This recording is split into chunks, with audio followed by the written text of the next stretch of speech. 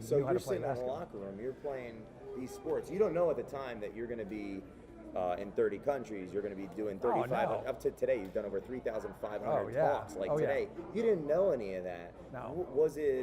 Were you that guy that inspired people when you opened your mouth? I was- Because you were today. That's Thank you. I was an upbeat guy, like most people, and I guess to answer your question, it just really gets down to opportunity and where you go. So when I got out of college, obviously I wasn't going to go to the NBA, so I didn't know what to do. I was in the place where I went to school, I was a celebrity, right? We were living in a small town of 20,000 people. We won 2 straight national Kansas? titles in Kansas, Okay. yep. Yeah. Hayes, Kansas. Yeah. But what happened was I was selling insurance. Okay.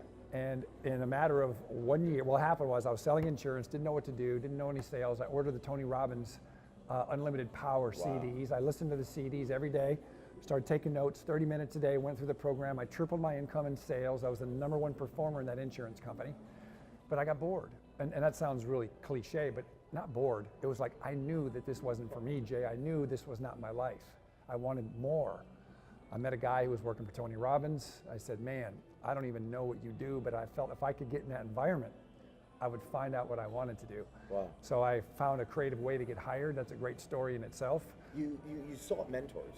Well, I was seeking direction and opportunity. Back in my day, we didn't talk about mentors. Like now, everybody's looking for mentors. Yeah. Mentors is to be a mentor, to look for a mentor. Back in my day, there wasn't that kind of, because there wasn't a YouTube.